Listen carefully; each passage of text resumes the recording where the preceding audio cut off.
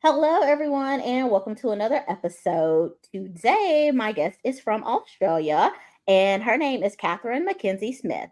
Katherine is an award winning business coach and strategist for service based solopreneurs who want to create cozy businesses without the empire building pressure.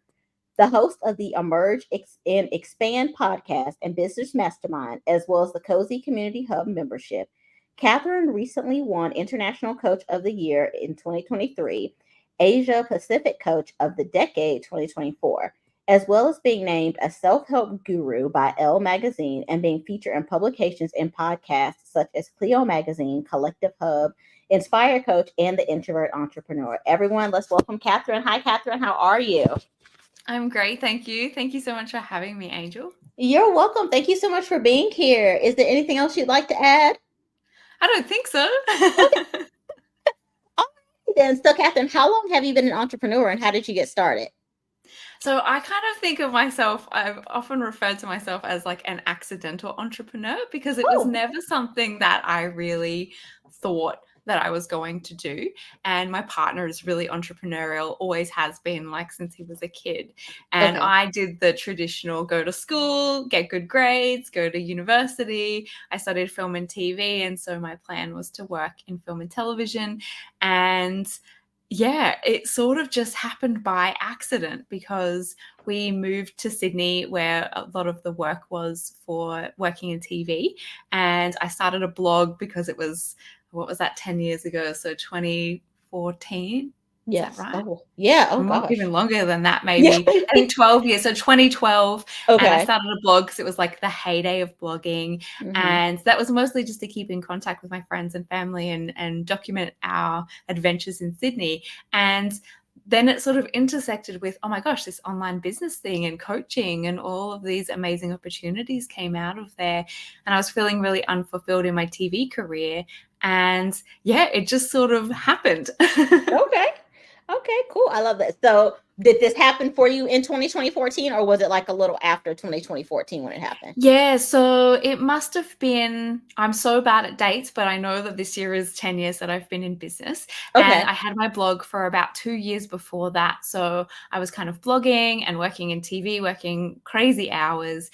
And yeah, then it sort of just started to transition. And because I was a freelancer, I just didn't take work on. I trained to be a coach and then sort of went, oh, I'll give this a go and see what happens. And that was, yeah, 2014 that was because it's just 10 years gone past. Okay. And I still, because of like the early days of, starting a business, had the ability and opportunity to take on little jobs when I needed extra money that nobody ever talks about because everyone just sort of does the, oh, and then all this magic happened. I made all this money and I was so successful. Right. It all happened in 3 days or one Yeah. week, and it was just Six perfect. Like, figures in 6 months. Yeah. yes, yes. Oh my gosh, yes. Okay. And so you talked about in your bio, it said that, you have a cozy business. So what is a cozy business and why did you build one? So this has kind of been a relatively new way of talking about it. I worked with introverted people in business for pretty much the whole time that I've been doing this work. And Okay. in the last 3 or 4 years, when it's become so much in the online business space and the coaching space and even like energy healing and well-being, this focus on scaling quickly and building a massive team and like building an empire, and that is so for some people, but I started to really realize that it was not why I started my business. I love getting to work on my own and I have clients and things, but managing a team is something that I've done before and not really enjoyed it. I love working with people, but I don't like the logistical side of team managing and meetings and HR and doing all of those things. Okay. And also that I know that I can have a successful business that supports me and that does really impactful work in the world without it having to be this huge empire. And so it kind of became this idea of like a cozy business, solopreneur sort of business. And being like, you make more money, you have to hire more people to help you, and then you have to make more money to pay those people. Right. And by keeping it really low key, just hiring contractors and things when I need them for certain projects.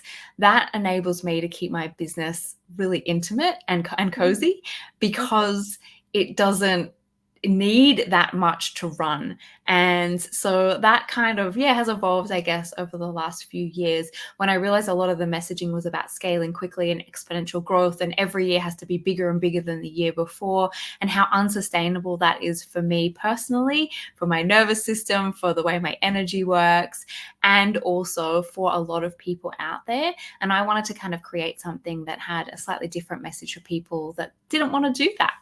Right. Yeah, that's not something that you really hear a lot. Everyone's like, you got to scale, you got to build a team. And I just think about that sometimes.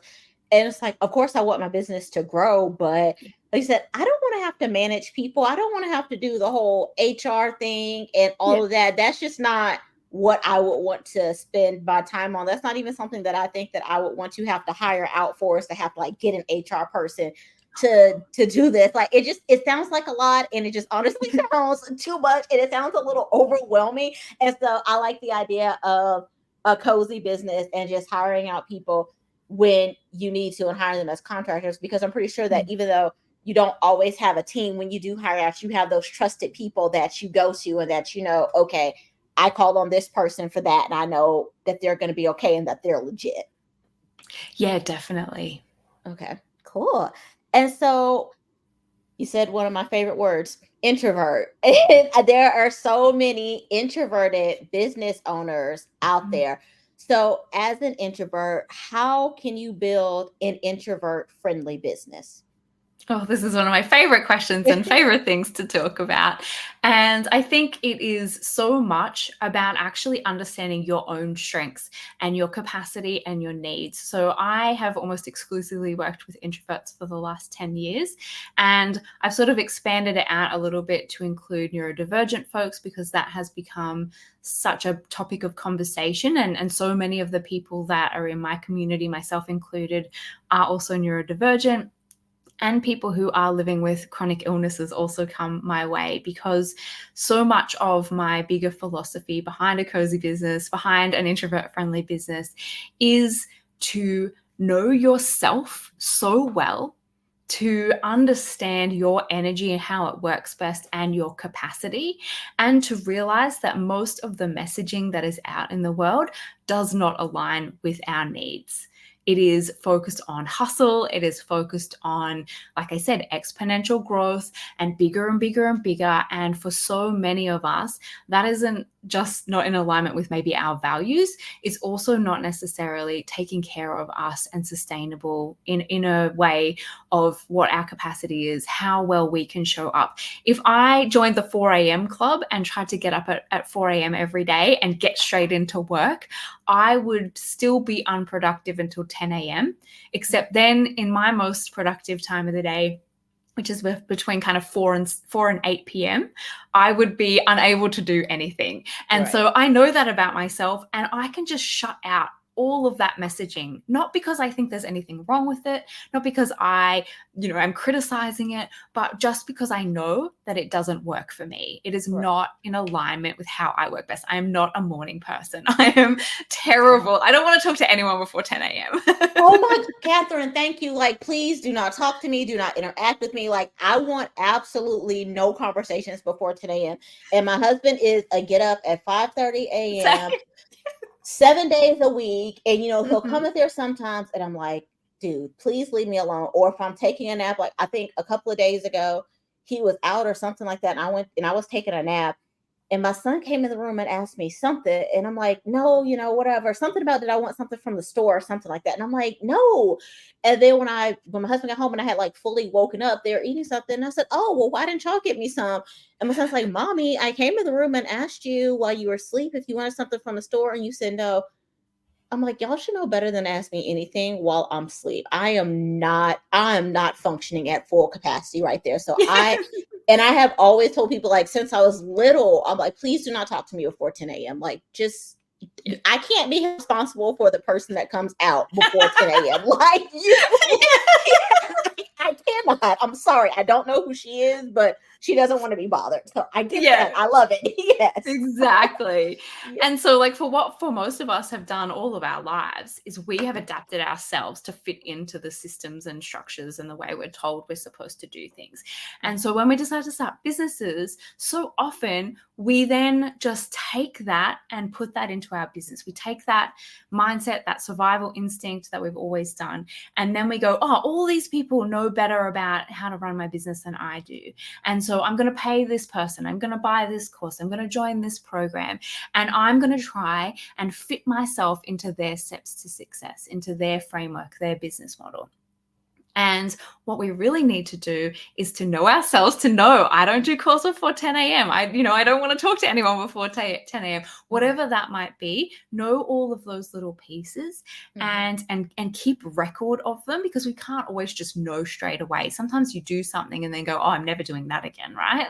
Right. Yep. And so then it's like, okay, make a list of that and know that my business needs to support me. My business needs to understand that I work a certain way, and that isn't necessarily the way that we're all told a successful business owner should operate. And then once we know our strengths, we know our needs and our capacity and how our energy works, how we work best, then it's finding the systems and the strategies that we can thrive in. For so long in my business, and I see this so often as well, that we all go, oh, that person's successful, I'm going to join their thing. And then we try and shoehorn ourselves into that, and then end up either not getting results or feeling really burnt out, or just really hating the business we've created because it's built on somebody else's rules. And it's so important when we know ourselves, we can then say, hey, I really need to do this for my business to support me. And then find the strategies, find the programs, find the people that can support us to do that. That's probably my biggest tip. There's so many tips for running an introvert-friendly business, but that is like the core of everything, I think. Yeah, no, I think that's great. And I've been talking to other introvert business owners lately, and that's what I've been hearing a lot of, is that what works for us, what works for other people doesn't necessarily work for us. And, like you said, you're more productive between like 4 and 8 p.m. That's how I'm more productive between like 7 and 10 p.m. I'm ready to just like crank stuff out and do stuff and work on stuff. Necessarily through the daytime, I have energy, but it's just not the energy. Like I'll just sit in front of my computer sometimes and just stare at it, and it's just like I don't feel like doing this. Like earlier today, I took my son out to go hang out with one of his friends, and so they did that, and they came back, and I was like, okay, I'm gonna get some work done. I'm gonna get some stuff done, and I was like, yeah, I think I'm just gonna take a nap because I don't like the motivation's not there. I sat in front of the computer, I had my list of things to do, and I was like, it's not here. And if it's not there, then you're not going to do a good job on it. And so we have to try to stop trying to fit ourselves into this box and fit ourselves into everyone else's strategy. And like you said, figure out what works for us and how it works for us. And just because we work differently, that doesn't mean that there's anything wrong with it, but it's the strategy that's best for us. And that's going to make us more productive. Exactly. Yeah. Yes. It's not going to be your best work if you're forcing it, if you're doing it when you're tired. I still get that wrong all the time because the social conditioning of stop being lazy, do some work, like do the thing you're supposed to be doing is so deeply ingrained in us that it's still there after all this time. But it took me, I think, probably 5 years into my business to realize that I didn't need to be sitting at my desk at 9 a.m. on Monday morning ready to work if I didn't want to. Exactly. Like always try, and I don't know if this is something that you do or that's happened to you, but I feel like if I have everything done, everything's good to go, it's finished, I will try to create something to do just because, as you said, I feel like I need to be doing something. And then I'm just like, this is busy work. You're not actually accomplishing anything. You just created busy work for yourself for absolutely no reason. No reason at all. Absolutely. Yes. Yep. So why is, even as, introverts, it's still important in business or just in life in general to have a community and to have a support group? And so why is community so important? Why do we need that?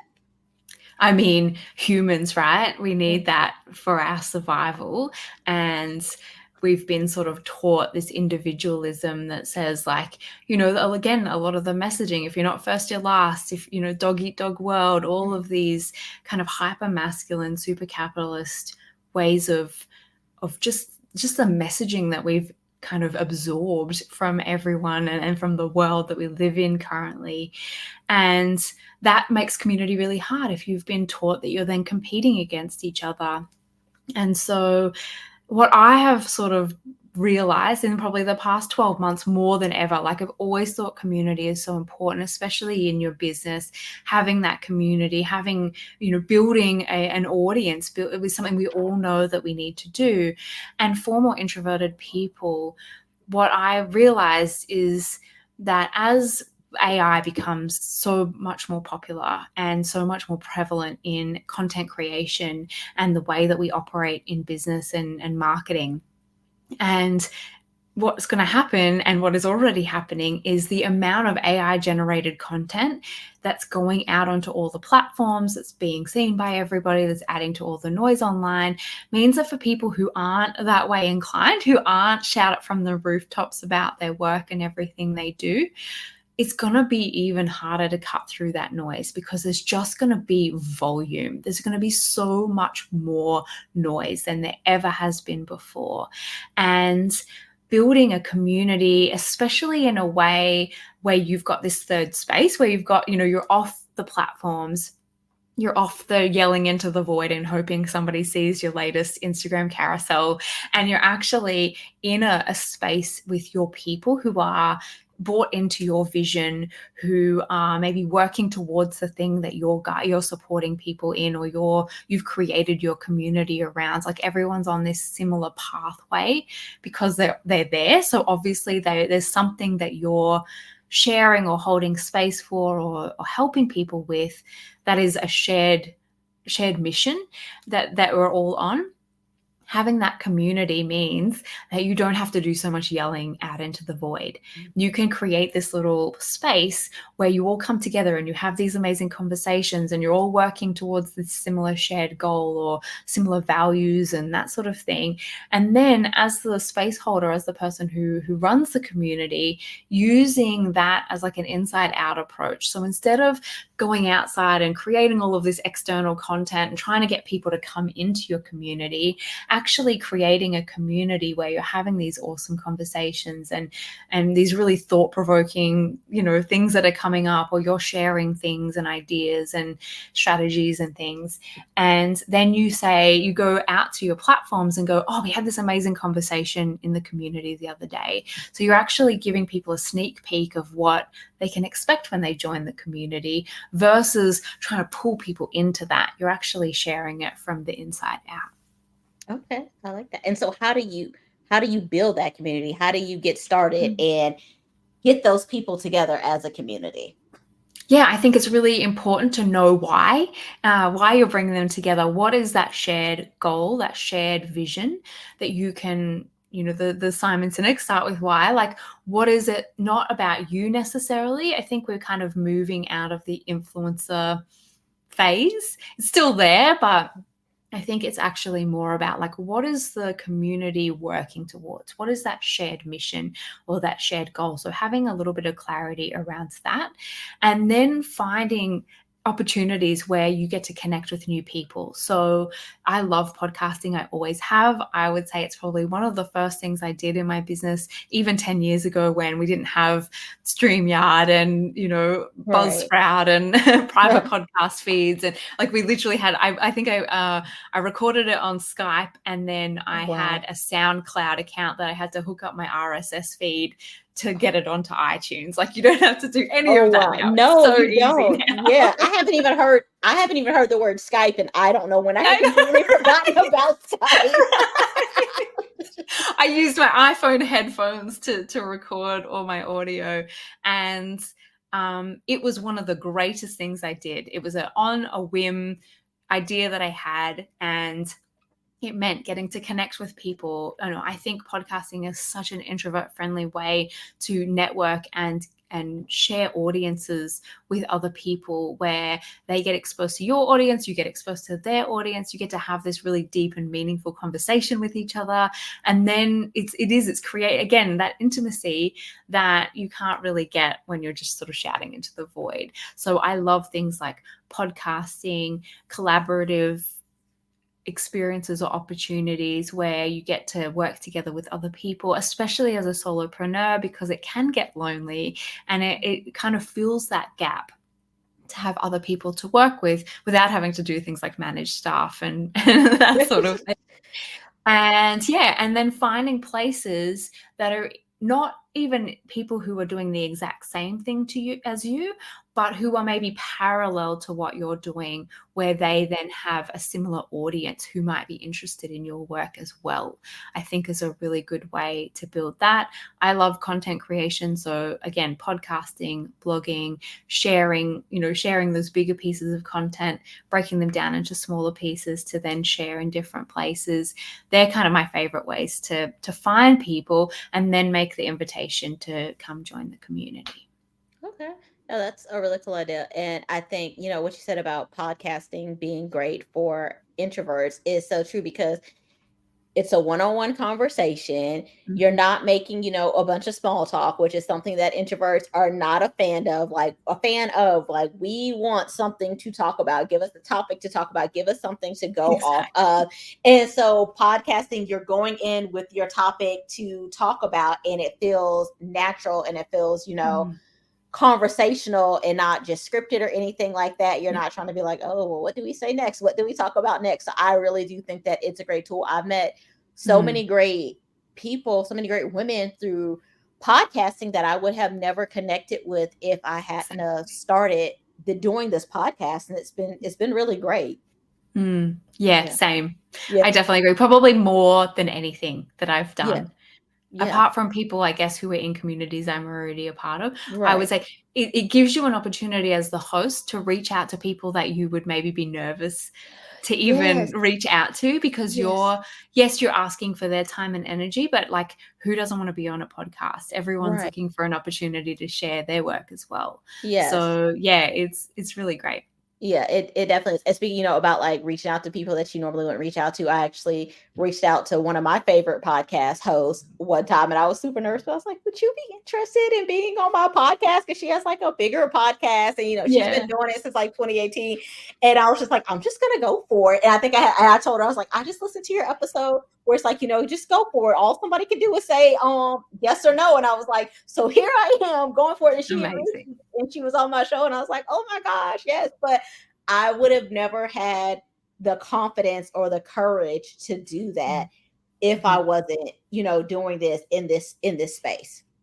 Yeah, So, I yeah. totally agree. I've done the same in a few different people as well, and it Really? is you kind of just have to. I think if you can go into it going, this is an open-ended invitation in Right. case you're busy right now. If you'd prefer to leave it to a time when you have something that you're launching and you want to Mhm. get some more kind of reach in that way, and also knowing when you make the ask that there's a chance that they'll say no, Right. and I always go in going, that's fine. That's Right. probably my default. And then if they say yes, it's amazing. And so Yeah, you don't get upset because you're like, these people are busy, right? right, And they they're don't busy. necessarily Yeah. have time. Yeah. Yeah, they have a life. So I'm definitely with you on that. Yeah, I'm a bit of a pessimist, so I'll go in like with my expectations set low. So if I get disappointed, I have nowhere to fall. But if it works out, I can go up. So Exactly. that's how I look. That's how I look at it. Yeah. Yeah. Maybe Keep those when expectations really low, and then you're always pleasantly surprised. exactly, and then you can just always go up, and it's like, okay, Exactly. great, yeah. See, it's the introvert thing. We It completely get might each other, be. Catherine. So, how can you build a cozy community of your dream clients? So I have been doing this for a long time. And one thing that's always, irked, I think, at me is that people forget how hard it is when you're first starting out. Mhm. Because once you've been doing it for a while, it just kind of becomes, there becomes a bit of a process to it. And it is so I always try and remember, like, what was it like when I first was starting, and what would I do now if I was starting with no audience at all. So probably the best piece of advice, similar, this might be a pessimist thing as well, I don't know. I never thought about it like this before, but I always think of it as like one person at a time. Okay. If you can go into it with a mindset that, especially if you are someone, like if I went viral and suddenly had 100,000 followers, I would freak out. My nervous system does not have the capacity to even like just suddenly have this huge amount of people there. Right. And the thing is, that's a unicorn thing that happens. That happens to such a tiny percentage of people. So Yeah. let's not freak out Exactly. too much about it. Let's just understand that, that could happen, but it probably won't. So I always think about it as like one person at a time. And so with that, and I have never realized this until I'm saying it right now, but because of that kind of mindset, that means that every person that I come into contact with, not from a place of like, I want something from you, or at some point I'm going to ask you to work with me, but always from a place of, if I was building my community one person at a time, I want every person that comes into contact with my business to have an amazing experience. Whether they just download my freebie and immediately unsubscribe, I still want them to have that freebie and get something out of it. Whether they see one video or listen to one podcast episode or see one post on social media, I want them to have a great experience if I can manage that. And sometimes Right. things happen, and we're all doing the best we can as humans, messy humans in the world. But Yeah. because I think of it as like a one person at a time, you don't know who that person is and what that connection or that relationship could lead to. And so I think sometimes what can happen is, we get busy. We suddenly have then all of a sudden lots of people wanting something from us, which I have also experienced that can be, it's really important to have boundaries on how Yes. much we're able to give and how quickly we're able to respond to people and how many people we respond to. If we, respond to everybody, then what is that taking away from other things we need to be doing? It's that busy work that you mentioned. Mm-hmm. But thinking of it from a place of like, how can I make this an amazing experience? If someone cancels their membership with me, how is it still sending them off and wishing them luck and, letting them have like leave with a good feeling Right. instead of it Right. being difficult, instead of it being, it took me 6 days to get back to you for that refund. Every single thing is like, I'm just so humbled and honored for anybody to be interested in anything that I'm doing, Yeah. that I just want everyone to feel that way, like just really appreciated when they're in my space. So one person at a time. Again, it's really knowing that mission that you're on and then looking for ways that you can share that with people. That's really all we're doing. It's like, this is the thing that I help people with, and how do I find the people who need that help? And so it's sharing our work. It's finding a way to, again, get in front of new people, of nurturing the people that are there. Like, so many people say to me, oh, I haven't emailed my list in 6 months. It's like, but there's a whole heap of people there that are potential clients or who might be looking for something that you can support them with. How can we get into a kind of rhythm of remembering to take care of those people, Mm-hmm. and also a method for bringing new people in, whatever that might look like, whether it's creating content and, really educational and valuable content that people find and they get a lot out of, and then having that invitation, join my list or, join my group or whatever that might be, whether it's paid advertising, which you have to outlay the money for, but the time efficiency is so much better and the targeting is so much better. And then you have to do a really good job at nurturing those people because they don't know who you are. And then it's the kind of referral and collaboration experiences that you can have with other people, where again you get to share your message, you get to share your philosophy and what you do, and then hope that maybe one or two people might like that. And that's doing things like guest posting, guest interviews, summits, bundles, all of those things as well. and Yeah. just continuing to share your message. Like, my job is to show up every day and share my message, whether people are listening or not, and just keep doing that. And then one person might come in, and then just keep doing that and just keep doing that. And so that's what I try and do every single day. Yeah, I like that. Just focus on one person, or focus, like you mentioned, with the email list. And I know this was something that I had to learn. Like, I'd be focusing on posting on social media, but then I realized, okay, you have this email list, and these people actually took the time to sign up for your email list. So they want to be there. Like, they're there Yeah. for a reason. They're interested in what you have. So let's focus on nurturing those people and Mm-hmm. building a relationship with those people.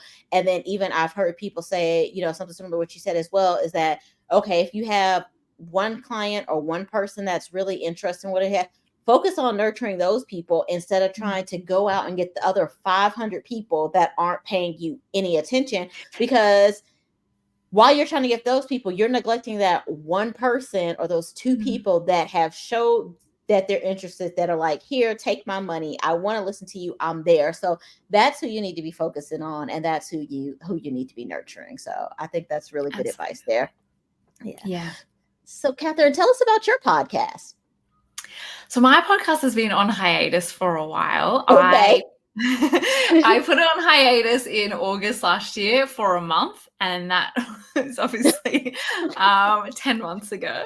Okay. So my public podcast has been on hiatus. I'm currently doing interviews for season 3. So I'm sort of thinking of it, it's ended up being more of a kind of short series that just Okay. is like 10 episodes a year, because Okay. that has felt more manageable for me in the current times. I've just been shaking up a lot of things in my business, moving a lot of things around, and changing a lot of the foundational stuff. And so it is something that did go on pause, and then it's been like, oh yeah, I need to get back to that. So it's currently on a bit of a hiatus.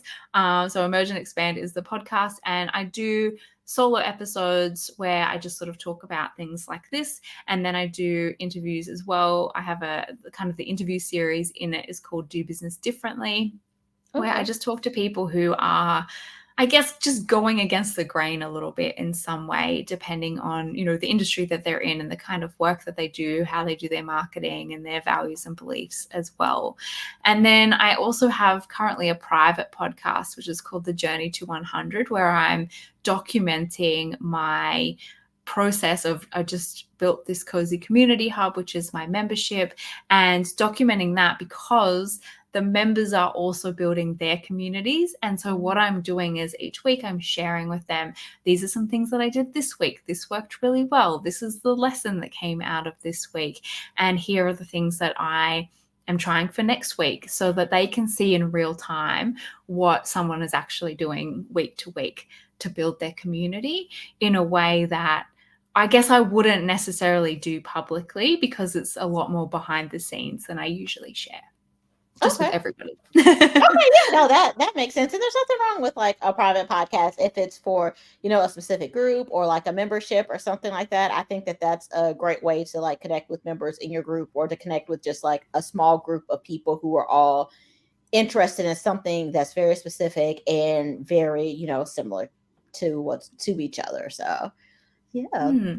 Well, Yeah, Catherine. I don't know if you've noticed this, but I feel like the the landscape has changed. And so this year has been so much like experimenting and trying different things and seeing what works Yes, really well and what's changed.